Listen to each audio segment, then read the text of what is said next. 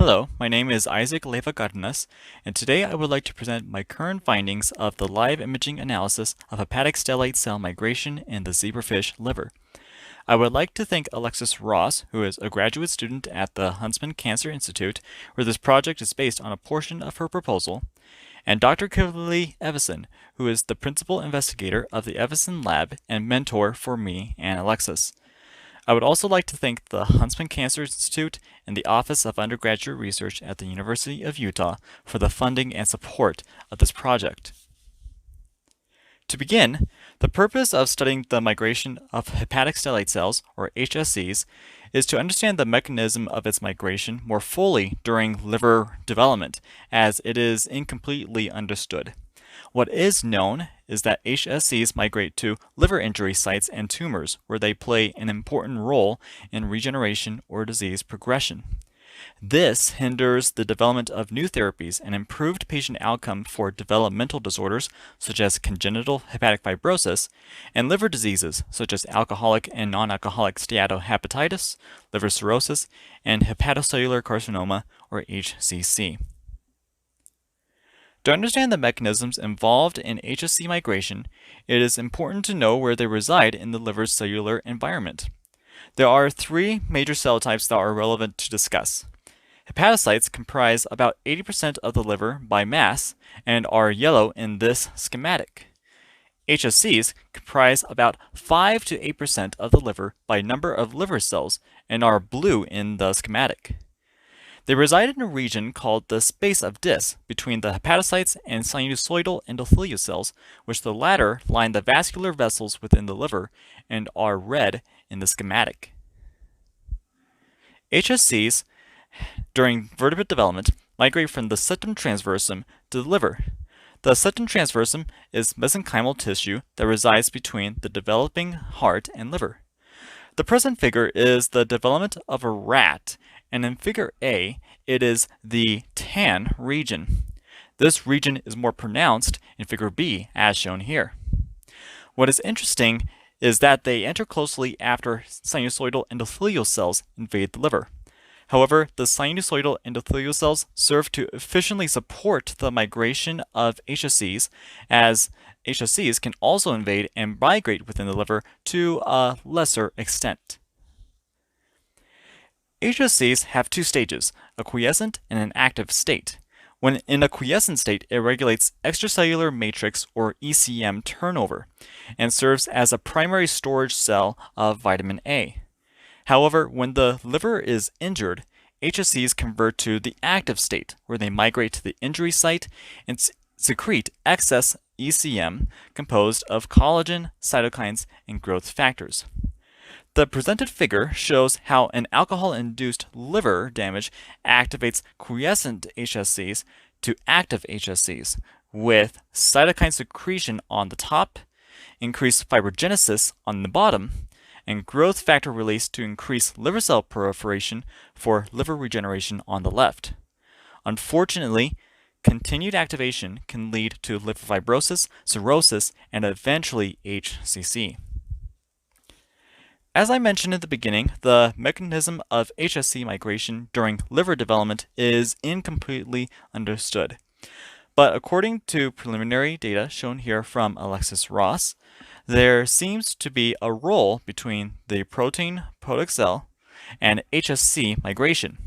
POTX is a transmembrane protein that is known to be involved in the migration of many cell types, including hematopoietic stem cells and cancer cells.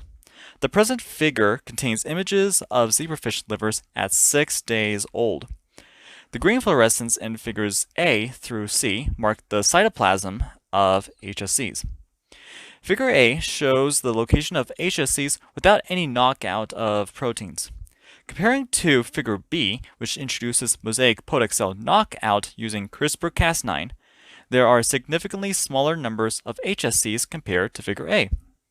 Figure C introduces mosaic tyrosinase knockout, also using CRISPR-Cas9. This knockout serves as another control, as tyrosinase is involved in the production of melanin and has no role in the migration of many cells. There is no significant change between figure C and figure A. Figure D is a quantitation of the data from figures A through C. So, why are zebrafish good model organisms to study human HSCs? It is because they are similar in terms of their morphology, locations, lipid storage, and gene expression. In addition, zebrafish larvae develop rapidly, allowing for more experiments to be done in a short amount of time. The time it takes for an adult zebrafish to fully develop is almost 3 months. Lastly, zebrafish larvae are translucent. This last part will be crucial for visualizing HSCs. What you see here is a schematic of a zebrafish larvae.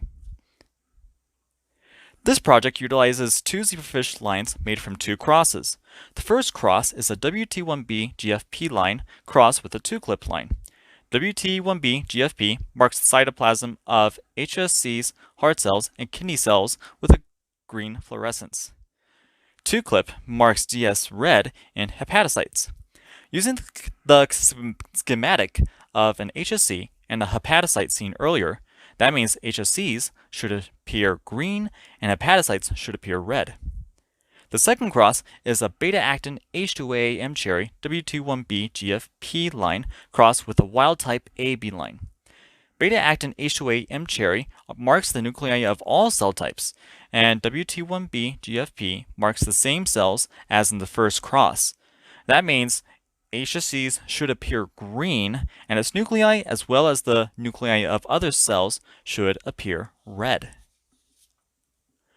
The long-term goal of this project is to develop the methodology for tracking HSC migration in live zebrafish larvae by tracking the nuclei of HSCs to build a 4D tracking model via modifying the existing long tracker program developed by Dr. Kristen Kwan, an associate professor of human genetics at the University of Utah. I hypothesize that HSCs follow the same reproducible migratory trajectory during liver development. This is an example of 4D tracking of zebrafish eye cells during rim eye development using long tracker that Dr. Kwan developed. The larva is facing the right, and the pictures are looking at the optic cup of the eye. Each column is separated by about 2 hours, increasing from left to right. 4 eye cells are being tracked over time, and as each column progresses, the cells leave a trail that is tracked by long tracker. Modifying the long tracker program to track the nuclei of HSCs will not only advance the potential uses of this program to other model formations, but provide important insights into vertebrate liver development, and they will form the basis for identifying drugs and genetic manipulations that influence HSC migration. So the goals of the project I have achieved are 1. To confirm that HSCs express GFP, the nuclei of all cells express M cherry, and hepatocytes express DS red. 2. To investigate whether the fluorescent markers appear during a live imaging experiment. 3. Determine the location of the liver compared to the whole zebrafish larvae. And 4. Determine the location of HSCs compared to the liver in different time points using the WT1B GFP crossed with two-clip line. Before I began setting up experiments, I obtained some preliminary data that Dr. Evison collected about when I should expect to see HSCs to enter the liver. According to figure D shown here, it is expected to see HSCs enter the liver at 68 hours. However, I am treating the developing larvae with phenylthiourea, which could affect the length that the larvae develop. This treatment inhibits melanization or pigmentation of its skin, allowing for clearer live imaging. The location of the liver to the zebrafish larvae is found using the WT1B GFP crossed with two-clip lines in my 7th experiment. You are visualizing the fish on its belly, and the head is towards the left, its neck initially seen in the animation. The liver is situated below the left renal tube, and the kidneys, which look like kidney beans, are larger and medial to the body. This is what it looks when you combine the two images together. This also confirms that hepatocytes express DS red and kidney cells express GFP at 3 days. And you can see the two images together in this animation.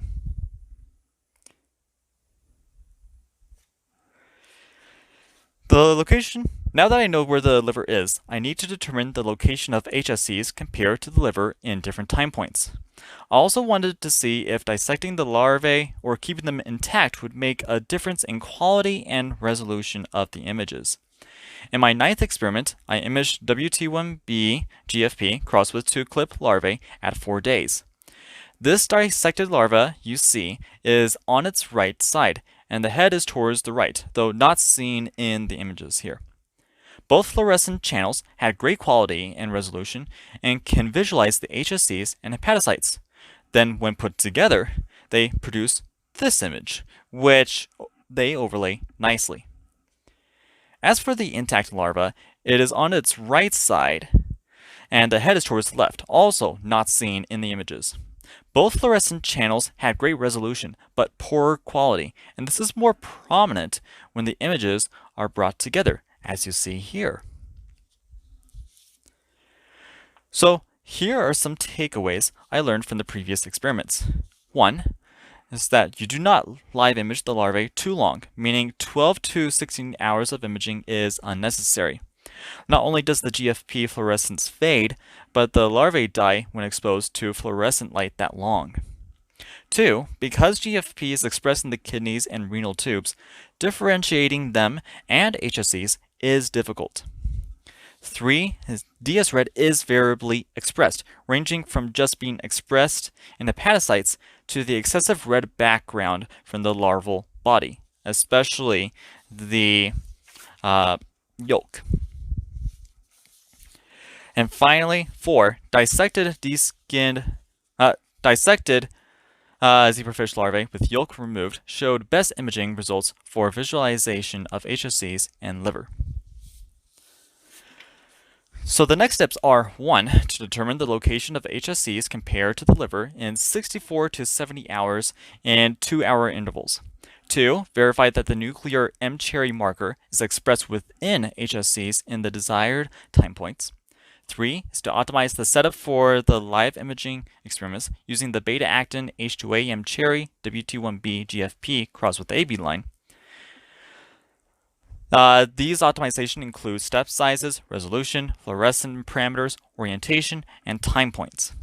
All these steps lead up to the long-term goal I mentioned earlier, to correlate nuclei to HSCs by building a 4D tracking model via the modified long tracker program with Dr. Kwan. This project will come together as me and Alexis Ross determine the role of POTXL and HSC migration. Thank you for your time today.